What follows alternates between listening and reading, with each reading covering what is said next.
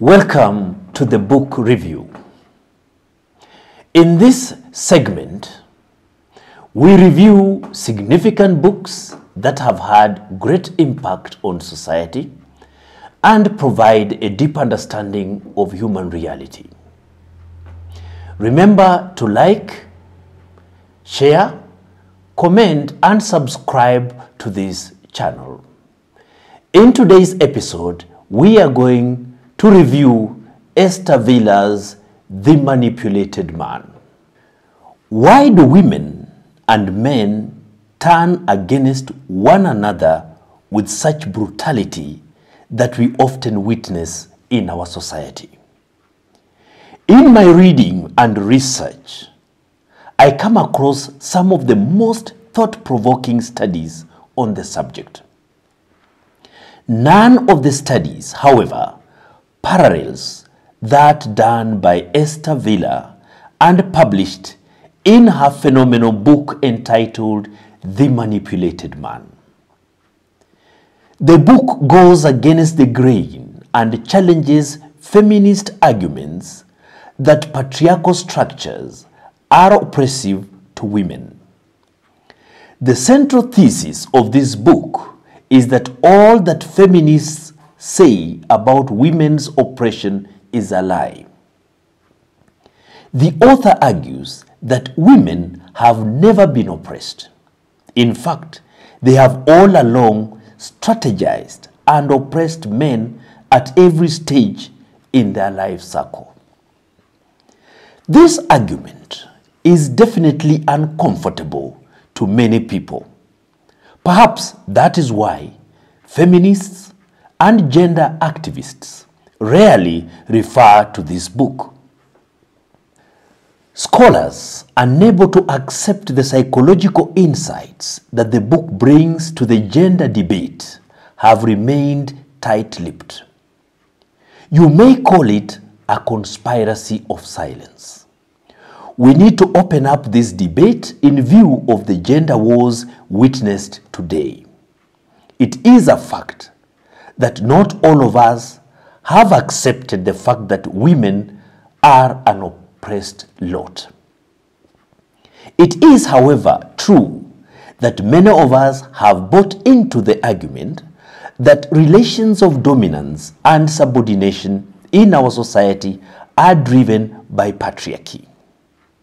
Feminists have convinced us to believe that sexual identity, the social and cultural processes underlying the creation of the categories men and women are structured to advance oppression of women.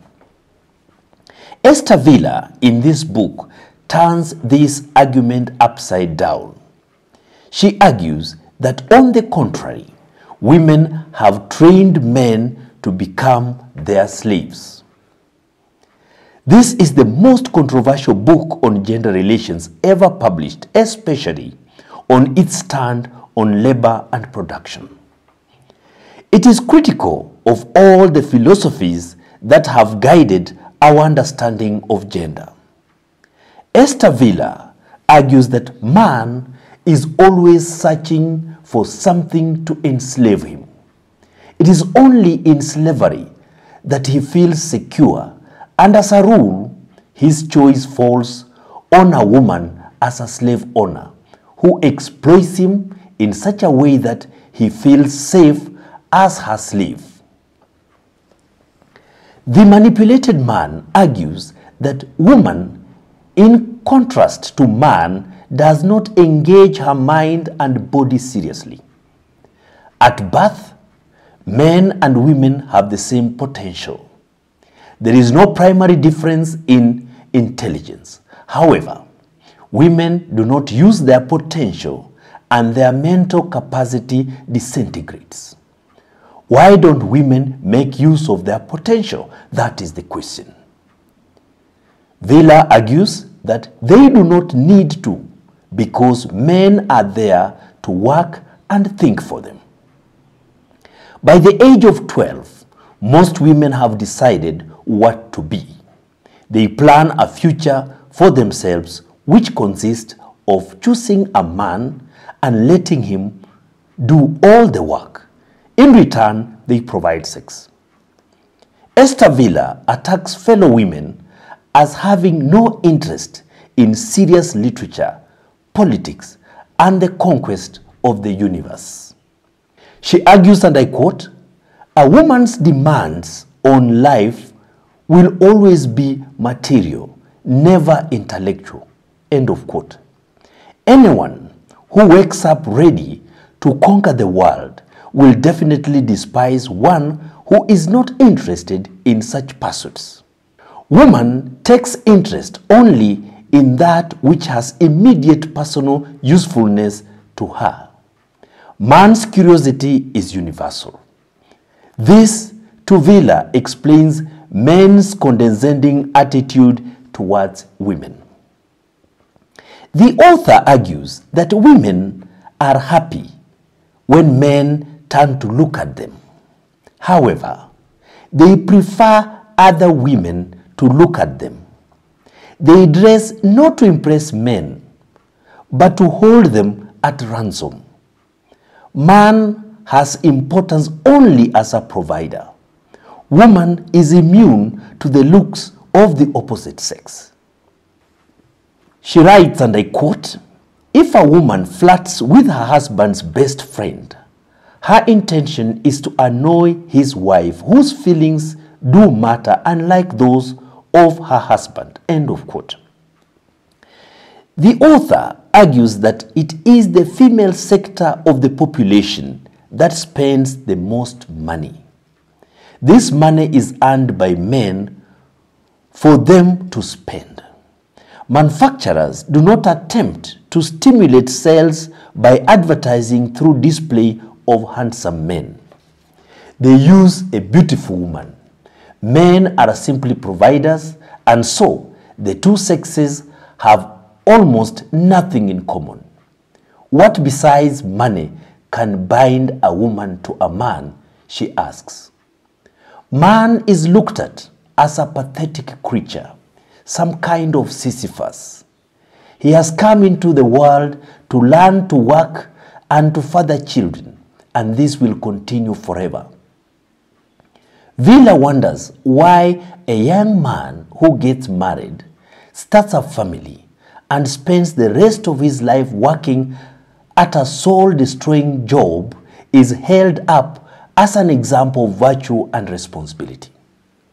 The man living for himself, working only for himself, sleeping where he likes is rejected by society. That is why the free and shackled man has no place in a society that is structured in favor of women.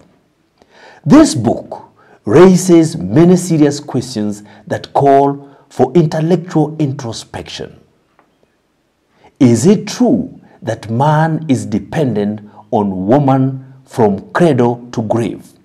Do men prefer to subjugate themselves to a deity called woman? Do men trust women because they are their surrogate mothers? The author argues that when a woman says, "I love you," she simply means you are an excellent workhorse. When she says, "I don't believe in women liberation," she simply means, "I am not such a fool. I would rather let you do the work for me."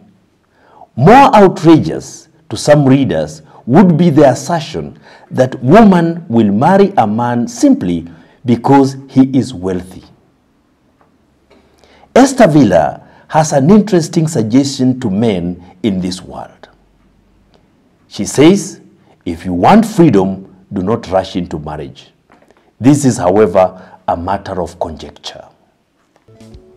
On that note, we come to the end of the book review, in which we looked at Esther Vilar's The Manipulated Man. Feel free to like, share, comment, and subscribe to this channel. Welcome again and again.